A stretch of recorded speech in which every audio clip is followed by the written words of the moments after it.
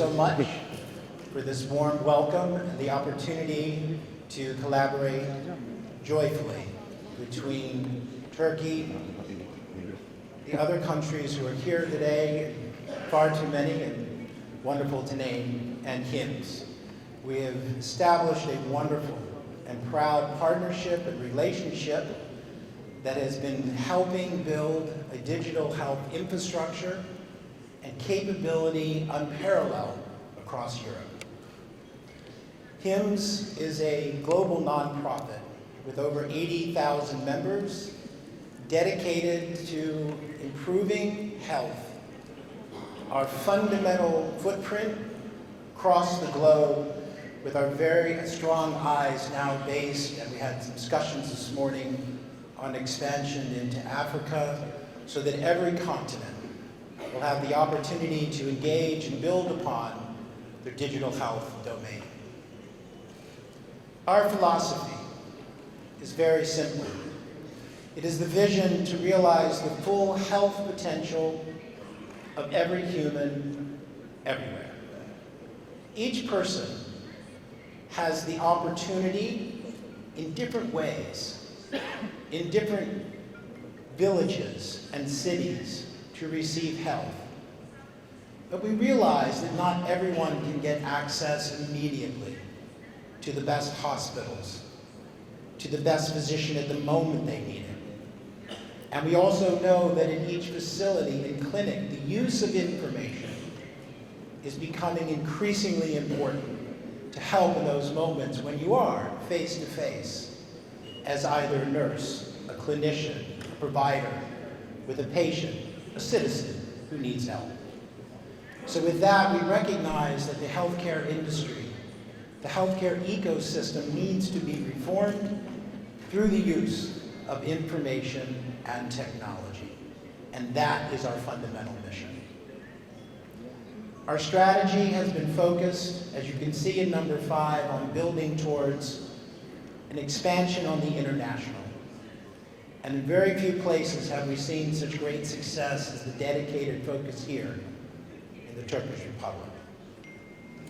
But today, over 796 million individuals will go towards clinics or hospitals that use the maturity models that we spoke of earlier, that are frameworks to guide ministries, hospitals, providers in the use of digital health. And that has spread worldwide.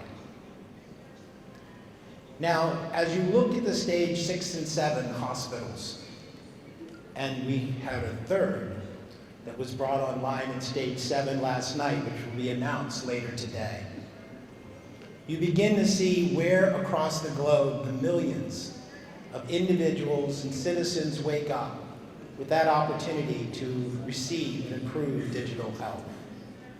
But nowhere in Europe has it been more dedicated and achieved than right here, as we said, with over 160 hospitals and facilities. Please.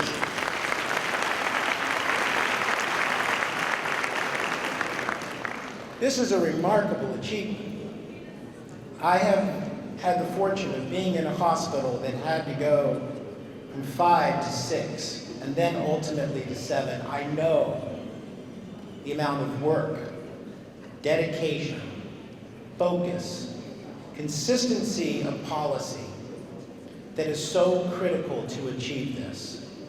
When you look across the European landscape and moving into Asia, again, what has been achieved is astounding. And yet, to achieve stage 6, stage 7 hospitals, you can see there's tremendous room for growth. And so as we expand here in Turkey, the dedicated policies of adding more hospitals, we continue to see the growth all across the area. The frameworks with HIMSS, NRAM, the one that we have talked about at the hospital level, is one of 7. And we are beginning to look at its use now of continuous care and other maturity models through HIMSS to help guide those frameworks. So here's the question. the challenge now, with all of these frameworks in place, all of this path and success, what's next?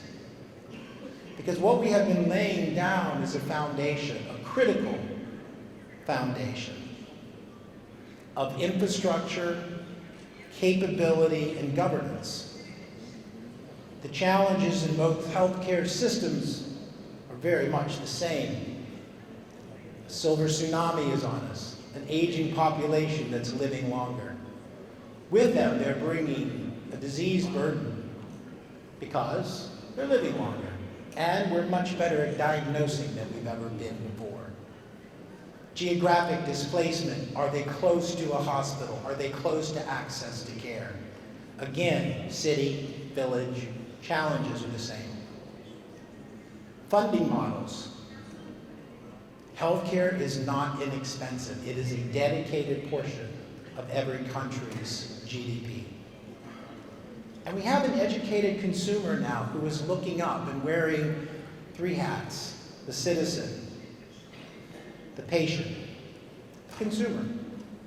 What do I expect? What are the needs to be met? And I want it through my phone. I want it without going in anywhere, a magic pill, if you would. And then finally, growing staff shortages globally. It is harder to get doctors. Many primary cares are retiring. These challenges will continue. And the three that are most prominent in so many locations is that displacement. And the most important one, actionable information that can be used in the field or at the point of care. So after years of collecting data, as we accumulate the information in our EMRs and we accumulate them from pieces of equipment, we have to use and focus now on this word, interoperability. This word is becoming one of the most critical ones in healthcare, because as we have been expanding our systems, they don't necessarily talk to each other. And we have to bring a common language to the exchange of data in order to utilize it faster, easier, and at lower cost. And there are 4 levels of interoperability. The most foundational level is simply connectivity of one system or application to another.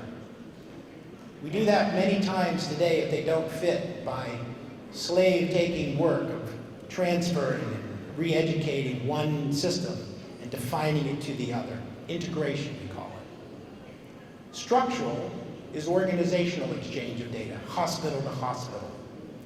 But now we're focused on semantic, so that one word, one code is translated the same way in all machines and not reinvented, so that the ease in the transport of data is so critical.